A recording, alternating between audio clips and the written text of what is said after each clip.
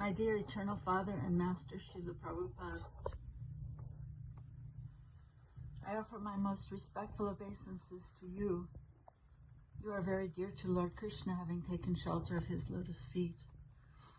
My respectful obeisances are unto you, Srila Prabhupada, servant of Saraswati Goswami. You are kindly preaching the message of Lord Chaitanya Dev and delivering the Western countries, which are filled with impersonalism and voidism.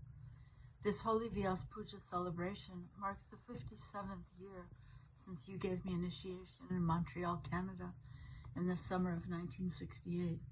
I came there with the illustrious 6 devotees plus 1 baby in tow from San Francisco, who were on their way to open a temple for your pleasure in London. They were stopping in Montreal to receive your blessings for this new adventure and sacred offering to you. As we entered your small rented apartment on West Prince Arthur Street, I saw you sitting looking as brilliant as a sun, surrounded by light. I'd never seen anyone so effulgent in my life. Yamuna Devi said, "Swamiji, this is Wendy. She's only 16 years old, and she wants to become your disciple." You tenderly replied, "But where are your parents?" Such concern and compassion. Such kindness.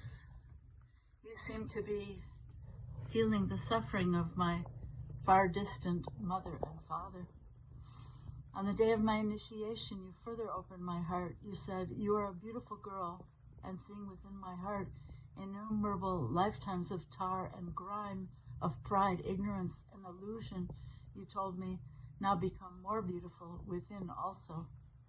There are others who came to your shelter at such young ages. Many had already broken the principles of sattvic life. Still you accepted us. Still now I'm trying to give up all anarthas and come to the place of authentic service to you.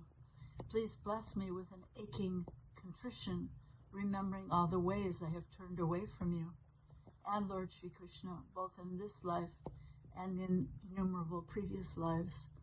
We, your disciples, do not know, and the world at large does not know, how the course of human history averted catastrophe by your appearance in this world and by your setting foot on American soil and then the rest of the world. You did not want to come to New York empty-handed, so you waited until you had printed the first canto of Srimad Bhagavatam to bring those 3 volumes with you. In your extreme poverty at that time, do we even consider what a miracle it was that you were excuse me, able to print those first 3 volumes. You had no resources, no assistance, and paper was scarce and restricted by the government. Finally, you had those 3 volumes in hand. You asked the Vrindavan sadhus to bless those books because now they were going to New York. Some of those sadhus were opposed to you leaving Vrindavan, going overseas, and breaking the prohibition that sannyasis should not cross the ocean. Of course, most sadhus would fall down if they crossed the ocean, so for ordinary sadhus, such rules are a good thing. Most sadhus of India could never imagine or begin to touch your level of saintly empowerment by the Lord, or your compassion, humility, or determination. As you had requested them, you then passed the 3 sacred volumes around the circle, and each one of those sadhus gave their blessings as they touched the books with their blessing hands. When the books came back to your lap, you asked the sadhus to now bless you, as someone had to carry them. You tricked them to give their blessings, and as so many times in the future you would trick us to receive your blessings as well. You are the person Bhagavat who so kindly introduced us to the book Bhagavat and the many person Bhagavatas who so kindly appear in the pages of the book Bhagavata. Does anyone ever consider that you could have saved yourself much hardship, starvation, homelessness, and agony if you had just shipped those books by themselves in trunks on the Jaladuta? But no, there was no audience, no readership, no understanding of the treasure of Srimad Bhagavatam without you coming personally to create such things.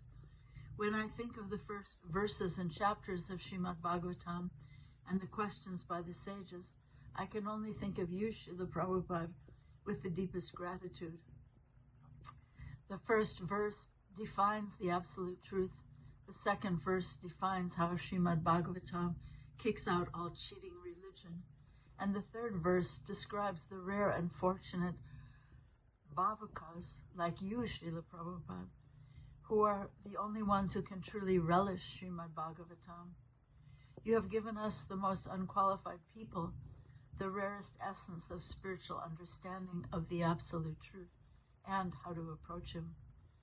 As the most extraordinary and merciful person, Bhagavata Srila Prabhupada, you have created our good fortune to be given access to this circle of sages, so we too can begin to relish Srimad Bhagavatam. And the 6 questions by the sages of Naimsharanya. What is the absolute and ultimate good for the people in general? What is the essence of all scriptures? Why did Lord Krishna appear as the son of Devaki and Vasudeva? What about the Purusha avatars and the Leela avatars? And now that Lord Krishna has departed for his own abode, where have the religious principles gone for shelter? By appearing in our midst as the person Bhagavata and gifting us with this beautiful Bhagavatam, Srila Prabhupada, you have answered all these questions, even questions we didn't know we had. You have given us access to the most rarely achieved, Ahaitaki Bhakti, and in this way you answered the first 2 questions by the sages. To practice causeless Ahaitaki Bhakti under your shelter is both the ultimate good for all people as well as the essence of all scriptures. And regarding the next 3 questions, could we have ever had faith in such a thing as a Purusha avatar, a Leela avatar, or even Lord Krishna himself without you appearing in our midst?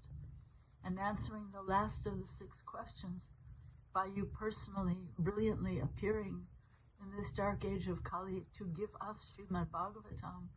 The religious principles have taken shelter of you as the person Bhagavata and Srimad Bhagavatam as the book Bhagavata. On this Vyasa Puja day, I worship you as the greatest representative of Srila Vyasadeva, Veda Vyasa. At night, while we slept, you rendered your own emotional ecstasies into your own Bhaktivedanta purports to your English translations of Srimad Bhagavatam. On your sacred order, these volumes of Srimad Bhagavatam with your English translations and purports have now been distributed all over the world and translated into almost every language of the world. On this Vyasa Puja day, I pray to place a garland of fully blown gardenias and lotuses of loving devotional service around your neck. And I pray to place delicious, fully ripened fruits of Namruchi at your lotus feet. Srila Prabhupada, thank you for transforming my useless life and the wasted lives of so many others into vibrant lives of service to your sacred mission. Srila Prabhupada, please accept me as your servant, life after life, your eternal daughter, servant, and ever grateful recipient of your mercy, Rukmini Devi.